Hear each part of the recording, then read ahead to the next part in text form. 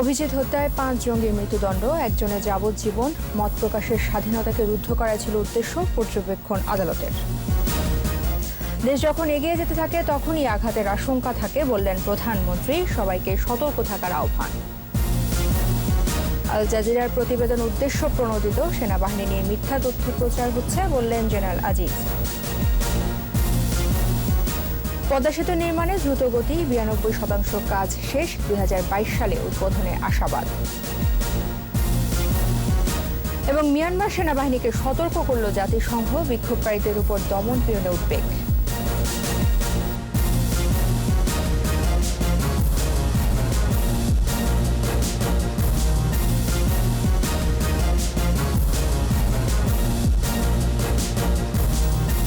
শুনছিলেন first security ইসলামী bank limited সংবাদ। আমন্ত্রণ জানাচ্ছি সন্ধ্যা 7টার 21 সংবাদে। আপনাদের সাথে আছেন রজনী বাজারি। 21 টেলিভিশনের সংবাদ একই সাথে সরাসরি দেখতে পাবেন আমাদের ফেসবুক পেজ www.facebook.com/2124 অনলাইনে। Mega spider ceiling fan, mega বাতাসে শান্তির পরশ। ব্লগার ও লেখক অভিজিৎ রায় হত্যা মামলায় জঙ্গি সংগঠন আনসার আল ইসলামের 5 সদস্যকে মৃত্যুদণ্ড ও একজনকে যাবজ্জীবন কারাদণ্ড দিয়েছে আদালত। ঢাকার সন্ত্রাস বিরোধী বিশেষ ট্রাইব্যুনালের বিচারক মুজিবুর রহমান এ রায় ঘোষণা করেন। রায়ের পর্যবেক্ষণে বলা হয়, মত প্রকাশের স্বাধীনতা হরণ করতেই হত্যাকাণ্ড, জানান রাষ্ট্রপক্ষের আইনজীবী। দীপু শিকদারের রিপোর্ট। 2015 সালের 26 ফেব্রুয়ারি অমর 21 গ্রন্থমেলা থেকে বাসায় ফেরার পথে টিএসসি এলাকায় কুপিয়ে হত্যা করা হয় বিজ্ঞান মনস্ক লেখক অভিজিৎ রায়কে। গুরুতর আহত হন তার স্ত্রী। 27 ফেব্রুয়ারি অভিজিতের বাবা বাদী হয়ে মামলা করেন। এরপর শুরু হয় তদন্ত বেরিয়ে আসে আনসার আল ইসলামের শীর্ষ নেতা বরখাস্ত মেজর জিয়ার নির্দেশে অভিজিৎকে হত্যা করা হয়। মঙ্গলবার বেলা 11টার কিছু পর প্রিজন ভ্যানে 4 আসামিকে আদালতে আনা হয়।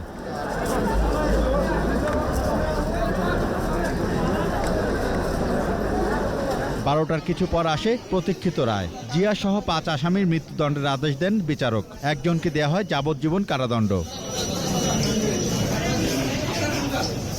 আপিল করার কথা জানান আসামি পক্ষের আইনজীবী।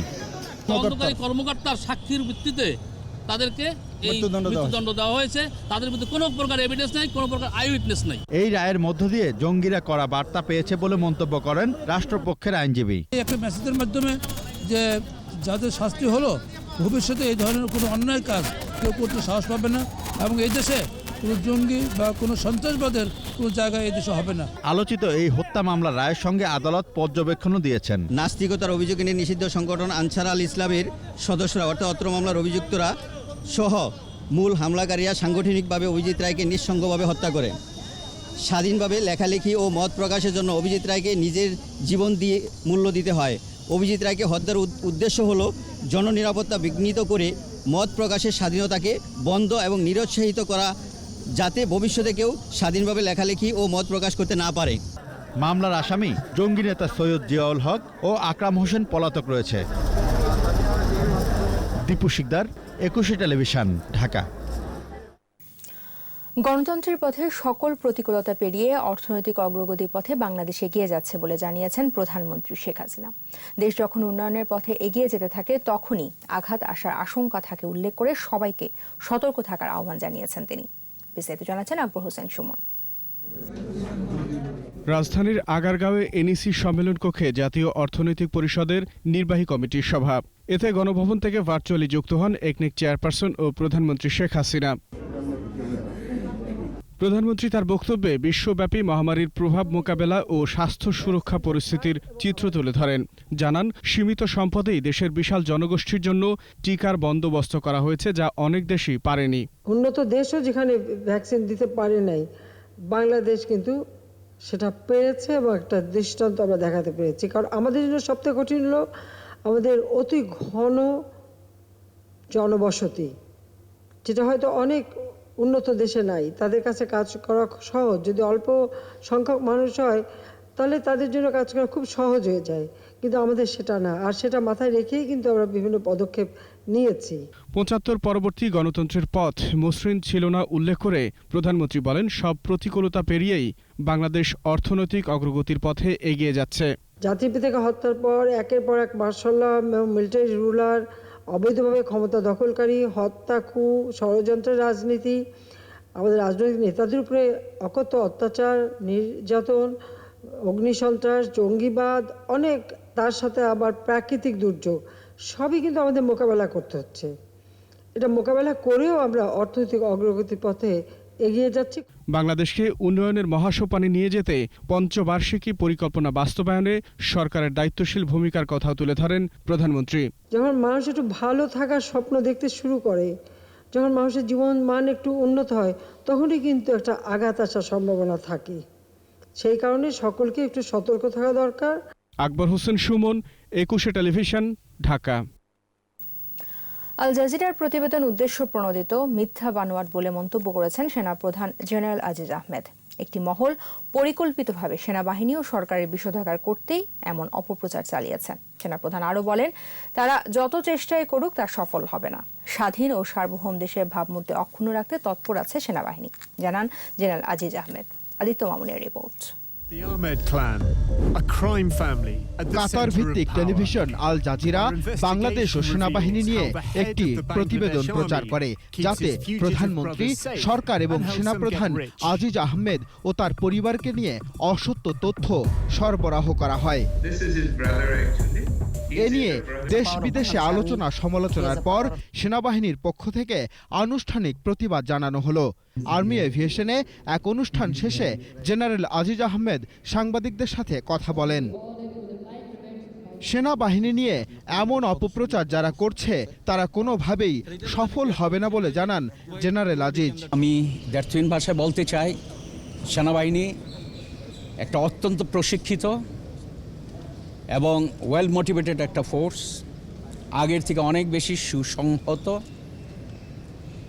সেনাবাহিনী চেন অফ কমান্ড অত্যন্ত ইফেক্টিভ এবং সেনাবাহিনীর প্রতিটা সদস্য ঘৃণা ভরে এই ধরনের অপচেষ্টাকে প্রত্যাখ্যান করেছে অতীতে, এখনও করছে এবং বর্তমানে যা আছে তাকে ঘৃণা ভরে প্রত্যাখ্যান করে যাচ্ছে।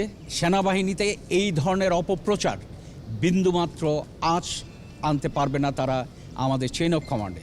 একটি সুশৃঙ্খল ও স্বনামধন্য প্রতিষ্ঠানের শৃঙ্খলা ভঙ্গের এই অপচেষ্টা প্রতিহত করা হবে উল্লেখ করে জেনারেল আজিজ আহমেদ জানান, সরকারের পক্ষে যে কোনো আদেশ পালন করাই সেনাবাহিনীর প্রধান কাজ। সেনাবাহিনী বাংলাদেশের সংবিধানের প্রতি শ্রদ্ধাশীল, বাংলাদেশের সংবিধানকে সমুন্নত রাখার জন্য অঙ্গীকারবদ্ধ, বাংলাদেশ সরকারের প্রতি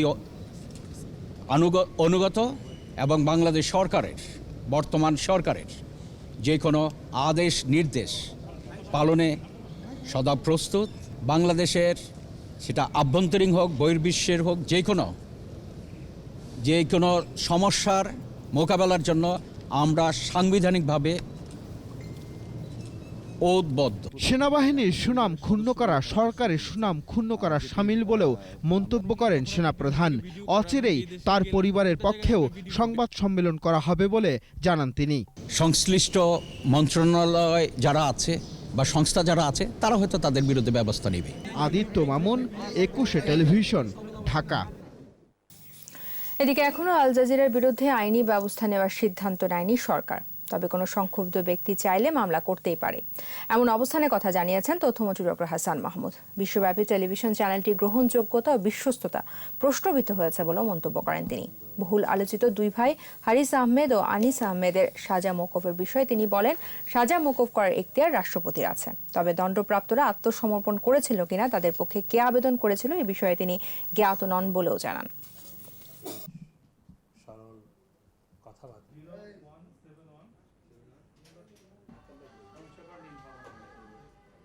তাদের সাজা মওকুফ করা হয়েছে কিনা আমি জানি, আমি পুরোপুরি বিষয়টা নিয়ে ওয়াকিবহাল নয়। তবে তারা যে কারণে সাজাপ্রাপ্ত হয়েছিলেন, জাতির পিতার হত্যাকারীর সহযোগীকে হত্যা করার অপরাধে তারা সাজাপ্রাপ্ত হয়েছিলেন এবং তারা বহু বছর সাজা খেটেছেন। তো সাজা খাটার পর তারপর তাদের সাজা এক পর্যায়ে কিন্তু সাজা মওকুফ করা হয়।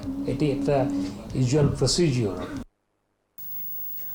পদ্মা সেতুর মূল নির্মাণ কাজ ৯২% শেষ হয়েছে বলে জানিয়েছেন সড়ক পরিবহন ও সেতুমন্ত্রী ওবায়দুল কাদের। ২০২২ সালের জুনের মধ্যে সম্পূর্ণ অবকাঠামো নির্মাণ শেষ করে সেতু খুলে দেওয়া হবে বলেও জানান তিনি। রিপোর্টে আরও জানাচ্ছেন আকবর হোসেন সুমন। স্বপ্নের পদ্মা সেতু অর্থায়নে এই প্রকল্প বাস্তবায়ন বাংলাদেশের জন্য ছিল একটি বড় চ্যালেঞ্জ। নানা বাধা পার হয়ে পদ্মার বুকে মাথা তুলে দাঁড়িয়েছে এই সেতু। প্রায় ১ বছর পর সেতু নির্মাণ কাজের অগ্রগতি দেখতে মাওয়া প্রান্তে যান সড়ক পরিবহন ও সেতুমন্ত্রী ওবায়দুল কাদের। প্রকল্প সংশ্লিষ্টদের কাছ থেকে খোঁজ খবর নেন। নির্ধারিত সময়ের মধ্যেই সকল কাজ শেষ করার তাগিদ দেন মন্ত্রী। পরিদর্শন শেষে সাংবাদিকদের জানান সেতু নির্মাণ কাজ ৯২% শেষ।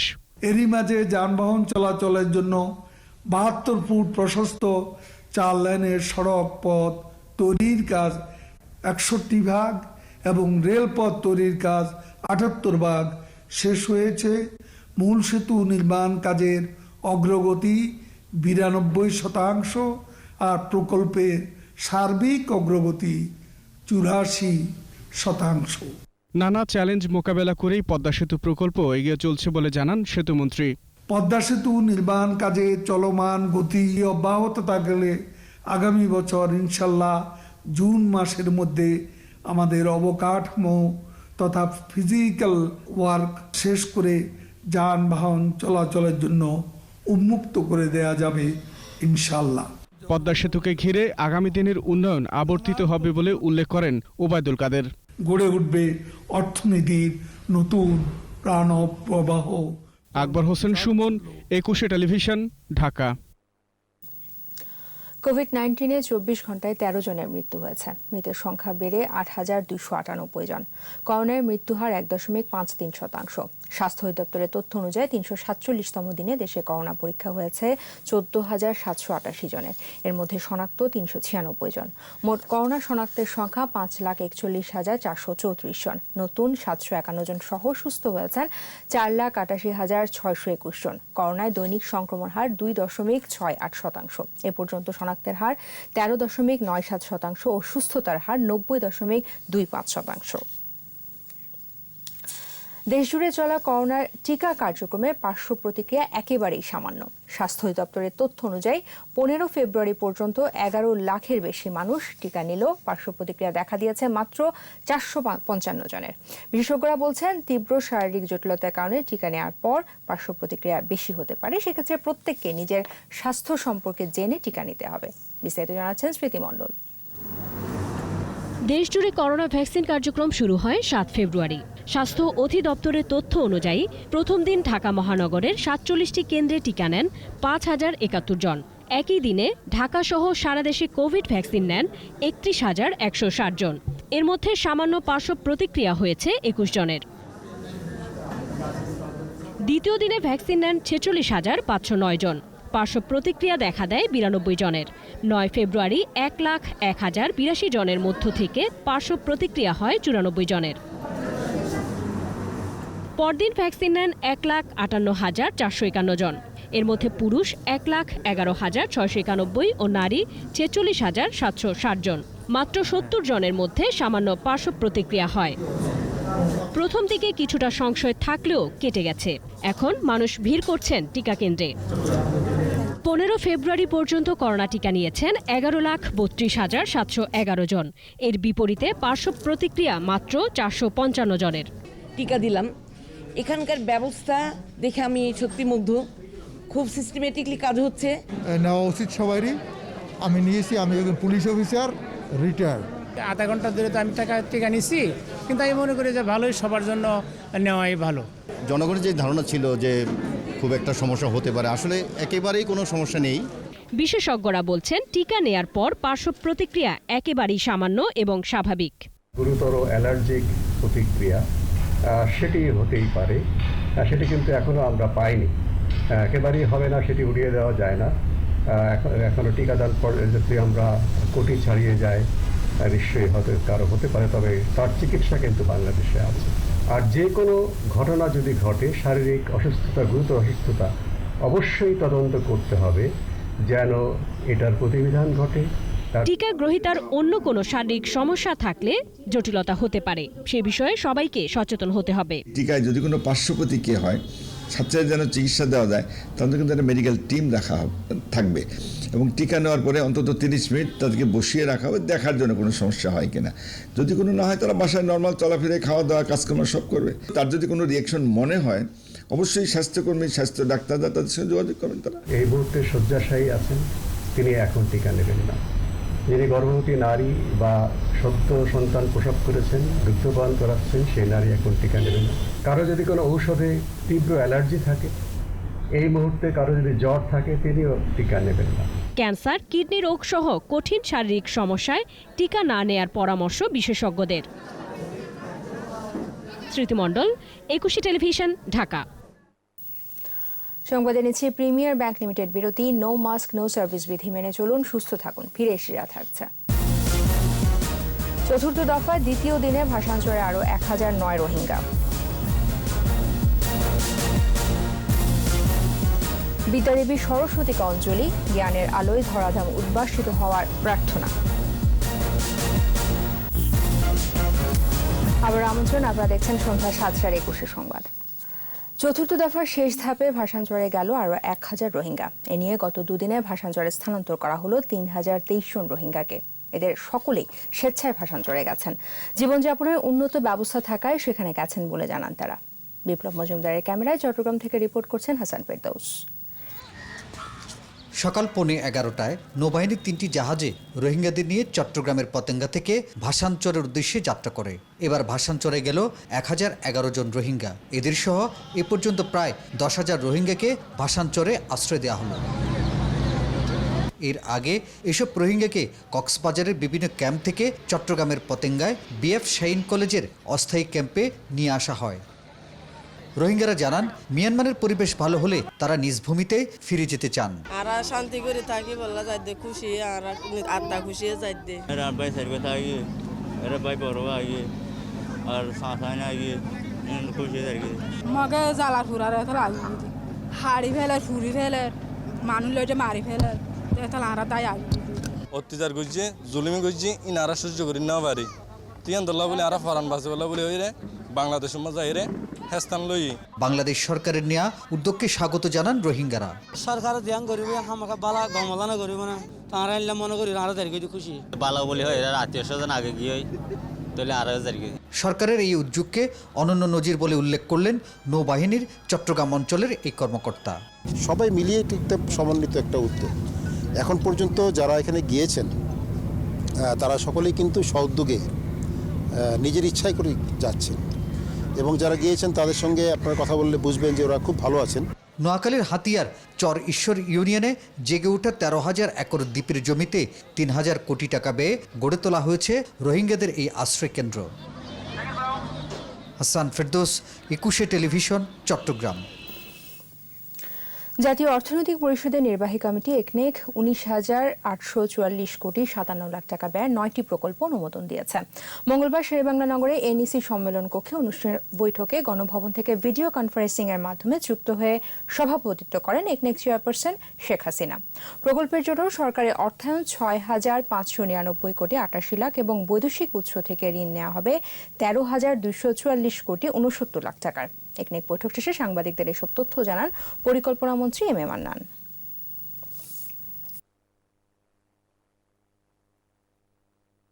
ছটি মন্ত্রণালয়ের 9টি প্রকল্প আমরা উপস্থাপন করেছিলাম। এর মধ্যে 3টি সংশোধিত প্রকল্প আর 6টি নতুন প্রকল্প। দেশে ধর্ম পালনে সকলেই স্বাধীন, ধর্ম উদারতা ও মানবতা শেখায় বলে মন্তব্য করেছেন প্রধান বিচারপতি সৈয়দ মাহমুদ হোসেন। সকালে সুপ্রিম কোর্টের সরস্বতী পূজা উপলক্ষে দুটি পৃথক অনুষ্ঠানে কথা বলেন প্রধান বিচারপতি। তিনি আরও বলেন, সব ধর্মের মিলিত সংস্কৃতি বাঙালি সংস্কৃতি। বিশেষ অতিথির বক্তব্যে আপিল বিভাগের বিচারপতি ওবায়দুল হাসান বলেন, অসাম্প্রদায়িক বাংলাদেশের শিক্ষা দিয়েছেন বঙ্গবন্ধু। অনুষ্ঠানে হাইকোর্টের বিচারপতিরা সহ attorney general A M Amin Uddin উপস্থিত ছিলেন।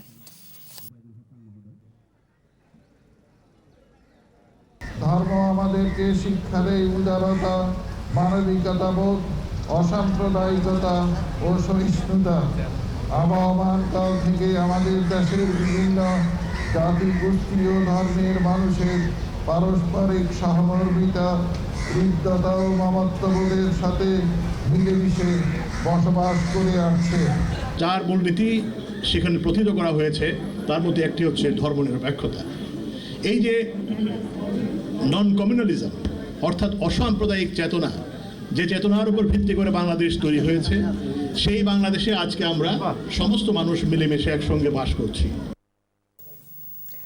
আজ বসন্ত পঞ্চমী, মাঘ মাসের শুক্লপক্ষের পঞ্চমী তিথি। সনাতন শাস্ত্রমতে এই পুণ্যতিথিতে পূজিত হন জ্ঞান ও সুরের দেবী সরস্বতী। করোনা সংক্রমণের কারণে এবার সারা দেশে সীমিত পরিসরে উদযাপিত হচ্ছে সরস্বতী পূজা। অজ্ঞতার অন্ধকার ভেদ করে জ্ঞানের আলোয় উদ্ভাসিত হবে ধরাধাম কোভিড মুক্ত পৃথিবীতে ফের আড়ম্বরে পূজিত হবেন বিদ্যার অধীশ্বরী, এমন প্রার্থনায় ভক্তি নিবেদন করেন ভক্তরা। স্মৃতিমণ্ডলের রিপোর্ট। দেবী সরস্বতী শ্বেতবর্ণা, পদ্মলোচনা, মুক্তার হারে ভূষিতা ও বিনা পুস্তকধারিণী। শ্বেতপদ্মে আসীনা দেবীর বাহন শুভ্র হংস। জ্ঞান, সঙ্গীত, শিল্পকলা আর বিদ্যার দেবী সরস্বতী। বসন্ত পঞ্চমী অর্থাৎ মাঘ মাসের শুক্লপক্ষের পঞ্চমী তিথিতে অনুষ্ঠিত হয় সরস্বতী পূজা। দেবীর সামনে জল ভর্তি ঘট, তার উপরে আম্রপত্র, বাসন্তী রঙের ফুল, কুলসহ নানা ফল ও উপাচারে পূজিত হন তিনি। বিদ্যার্থীরা তাদের বই, খাতা, কলম নিবেদন করেন দেবীর চরণে।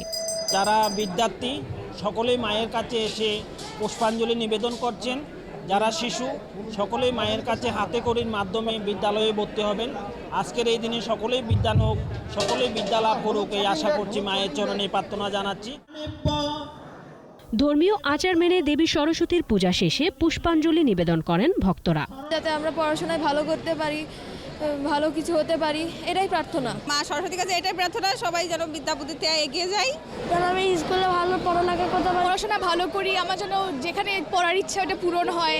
করোনা মহামারীর কারণে সারা দেশেই বন্ধ শিক্ষা প্রতিষ্ঠান। সীমিত পরিসরে স্বাস্থ্যবিধি মেনে ঢাকা বিশ্ববিদ্যালয়ের জগন্নাথ হলের মূল মণ্ডপেই এবার পূজার আয়োজন। আমরা দীর্ঘ বছরের পর বছর একটা আধুনিক পূজা আমরা সবাইকে উপহার দিই, সেই সময়তে আজকে খুব মন খারাপ আমাদের যে আমরা সেই জায়গাটা করতে পারি নাই।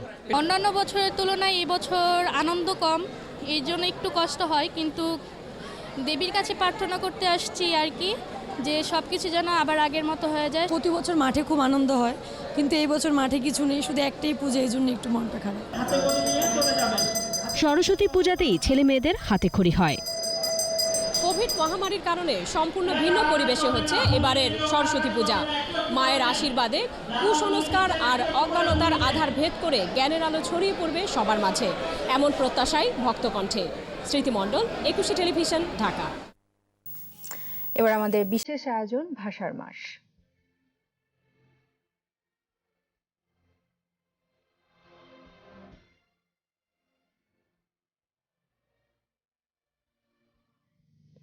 ভাষার মাসে ব্যতিক্রমী পাঠাগার স্থাপন করেছে বইবন্ধু পাঠাগার। রাজধানীর মোহাম্মদপুরে লালমাটিয়া পার্কে দেখা মিলল পাঠাগারটির। মূলত পার্কে যারা হাঁটতে কিংবা আড্ডা দিতে আসেন তাদের কথা চিন্তা করেই এই উদ্যোগ। এমন পাঠাগার স্থাপন করায় বইপ্রেমীরা ধন্যবাদ জানিয়েছেন উদ্যোক্তাদের। প্রয়োজনে তারাও বই দিয়ে সহযোগিতা করতে চান। জসিম জুয়েলের রিপোর্ট। লালমাটিয়ার এই পার্কের ফুটপাথ ধরে হাঁটলেই একটি ব্যানারে চোখ আটকে যাবে। বই বন্ধু বইঘর লেখা ব্যানার, পাশেই ছোট্ট একটি বুক সেলফ। সাজানো রয়েছে বেশ কিছু বই। পথচারী কিংবা পার্কে হাঁটতে আসা মানুষই এখানকার পাঠক। অনেকের অবাক দৃষ্টি ছোট্ট এই পাঠাগারের দিকে। এই পার্কে যারা নিয়মিত আসেন তারা বলেন হাতের কাছেই বই পেয়ে তাদের সময়টা ভালোই কাটে। অনেকে সহযোগিতা করবেন বলেও জানালেন। উদ্যোক্তারা অনেক ধন্যবাদ যে উদ্যোগ নিচ্ছে, কারণ আমরা সাধারণত চাকরিজীবী, আমরা ওই আসা যাওয়ার পথে যতটুকু সময় পাই মাঝে মধ্যে পড়ি, আর যখন সময় পাই তখন পড়ি, যখন সময় পাই না তখন তো বাসায় চলে যাই আর কি। সুন্দর একটা উদ্যোগ, এত ছোট একটা জায়গার ভিতরে এটা বিলিভ করা যায় না। আমাদের প্রত্যেকে এগিয়ে আসা দরকার। এবং আমিও ভাবছি যে আমার পড়া অনেকগুলো বই আছে বাসায়, এগুলো আমি এনরিচ করবো, যেন আমার এই লাইব্রেরিটা যেন এনরিচ হয়। তাদেরকে আমরা সহযোগিতা করব, আমাদের এটা আর একটু বড় আকারে হোক। এই ছেলে মেয়েগুলা যদি জানে যে এই উদ্যোগটা তারা নিচ্ছে, তাদেরকে আমি আমার পক্ষ থেকে অন্তঃস্থল থেকে ধন্যবাদ জ্ঞাপন করছি, এই কারণে যে তারা একটা ভালো উদ্যোগ নিছে। পাঠাগারের পাশেই বেশ কিছু চায়ের দোকান। ক্ষুদ্র ব্যবসায়ীরা জানালেন দোকানে যারা চা খেতে আসেন তাদেরও অনেকেই বই পড়ছেন। মানুষ চা খাওয়ার সঙ্গে সঙ্গে কখনো বইও পড়ছে, তারপরে আগে যেমন ইয়া করতো এখন মানুষ বই নিয়ে ব্যস্ত থাকে। গল্প গুজব করতো, এখন এসে বই টই পড়ে, চাটা খায়, নানান বই দেখে, পড়াশোনে। বইবন্ধু সমন্বয়ক মহিউদ্দিন তোহা বলেন, তারা সীমিত আকারে এই পাঠাগারের কার্যক্রম শুরু করেছেন, পরিসর বাড়ানোর পরিকল্পনা আছে। পার্কের মধ্যে অনেক সময় আমরা অলস সময় কাটায় বসে থাকি, তো দুইটা জিনিস একসাথে করা, যে অলস সময়টা যেন কাটাইতে পারে আর দেশের এবং আমাদের শহরের এবং এলাকার ভাবমূর্তিটা যেন উজ্জ্বল হয়। বইয়ের মাধ্যমে আমরা বাংলাদেশের মধ্যে একটা ইতিবাচক পরিবর্তন দেখতে চাই এবং বহির্বিশ্বের দরবারে বাংলাদেশটাকে বইয়ের দেশ হিসেবে পরিচিত করে দিতে চাই। ভাষার মাসে এই উদ্যোগ নেওয়া হলেও থাকবে সারা বছর জুড়েই। জসিম জুয়েল, 21 টেলিভিশন, ঢাকা। আবারও নিচ্ছি প্রিমিয়ার ব্যাংক লিমিটেড সংবাদ বিরতি। নো মাস্ক নো সার্ভিস বিধি মেনে চলুন, সুস্থ থাকুন। ফিরে এসে যা থাকছে। কুড়িগ্রামে 4 জনকে হত্যার দায়ে 6 জনের ফাঁসির রায়।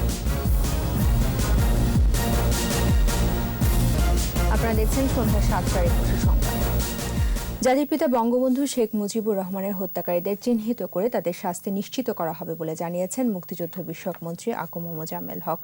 জাতীয় প্রেসক্লাবে পরমাণু বিজ্ঞানী ডক্টর এম ওয়াজেদ মিয়ার ৮০তম জন্মদিন উপলক্ষে আয়োজিত আলোচনা সভায় যোগ দেন মন্ত্রী। এ সময় বলেন, জাতীয় কমিশন গঠন করে বঙ্গবন্ধুর হত্যাকারী মুশতাক ও জিয়া সহ দেশীয় ও আন্তর্জাতিক চক্রান্তকারী সবাইকে আইনের আওতায় আনা হবে। আলোচনায় ডক্টর ওয়াজেদ মিয়ার স্মৃতিচারণ করে তার বর্ণাঢ্য জীবন নতুন প্রজন্মের কাছে তুলে ধরার আহ্বান জানান আকুম মোজাম্মেল হক।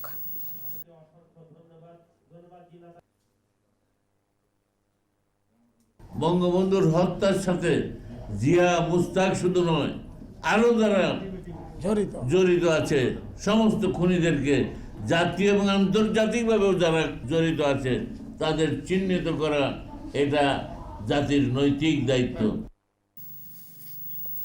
কুড়িগ্রামের ভুরুঙ্গমারীতে একই পরিবারের 4 জনকে কুপিয়ে হত্যা মামলায় নিহতের বড় ভাই সহ 6 জনের মৃত্যুদণ্ড দিয়েছে আদালত। এই মামলায় একজনকে বেকসুর খালাস দেওয়া হয়। দুপুরে এই রায় দেন জেলা দায়রা জজ মোহাম্মদ আব্দুল মান্নান।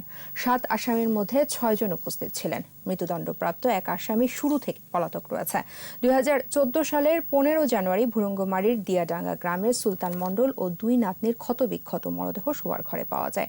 হাসপাতালে নিতে মারা যান স্ত্রী হাজেরা বেগম। এই ঘটনায় মামলা হলে একই এলাকার ব্যবসায়ী চাঁদ মিয়া সহ 2 জনকে গ্রেফতার করা হয়। তারা হত্যাকাণ্ডে জড়িত থাকার কথা স্বীকার করে। এছাড়া নিহত সুলতানের ভাই মমতাজ ভাড়াটে খুনি দিয়ে হত্যাকাণ্ড ঘটায় বলে স্বীকার করার পর এ রায় দেয় আদালত। এবার ব্যবসা বাণিজ্যের খবর।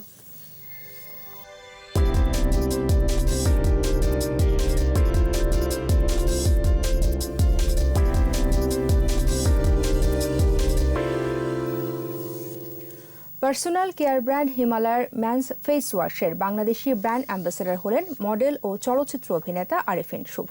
অনুষ্ঠানে হিমালয়া বাংলাদেশের বিজনেস হেড শ্রীকান্ত আয়ার বলেন, ত্বকের সুরক্ষা ও গ্রাহক সন্তুষ্টি তাদের মূল লক্ষ্য। হিমালয়া ম্যানস ফেস ওয়াশ সমাহারের মধ্যে man power glow liquorice, man pimple clear neem, man intense oil clear lemon অন্যতম।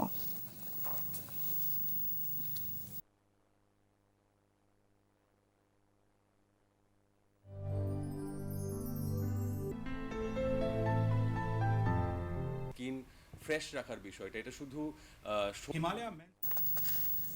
ক্রেতাদের সুবিধার কথা চিন্তা করে বেক্সি ফেব্রিক্স নিয়ে এলো বেক্সি ফেব্রিক্স প্রিভিলেজ কার্ড। 5,000 টাকার পণ্য কিনলে প্রিভিলেজ কার্ডের সদস্য হওয়া যাবে। এরপরে বিভিন্ন আউটলেট থেকে ডিসকাউন্ট সুবিধা পাবেন ক্রেতারা।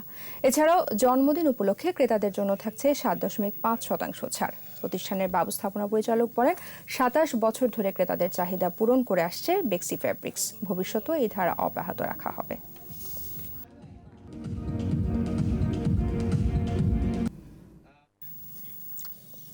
এর সাথে শেষ করছি সন্ধ্যা 7টার 21 সংবাদ। যাবার আগে ফার্স্ট সিকিউরিটি ইসলামী ব্যাংক লিমিটেড সংবাদ শিরোনামগুলো জানাবো আরও একবার। অভিজিৎ হত্যায় 5 জনের মৃত্যুদণ্ড, একজনের যাবজ্জীবন। মত প্রকাশের স্বাধীনতাকে রুদ্ধ করা ছিল উদ্দেশ্য, পর্যবেক্ষণ আদালতে। দেশ যখন এগিয়ে যেতে থাকে তখনই আঘাতের আশঙ্কা থাকে বললেন প্রধানমন্ত্রী, সবাইকে সতর্ক থাকার আহ্বান। আল জাজিরার প্রতিবেদন উদ্দেশ্য প্রণোদিত, সেনাবাহিনী নিয়ে মিথ্যা তথ্য প্রচার হচ্ছে বললেন জেনারেল আজিজ। পদ্মা সেতু নির্মাণে দ্রুতগতি, 92% কাজ শেষ, 2022 সালে উদ্বোধনে আশাবাদ। মিয়ানমার সেনাবাহিনীকে সতর্ক করল জাতিসংঘ, বিক্ষোভকারীদের উপর দমন পীড়নে উদ্বেগ।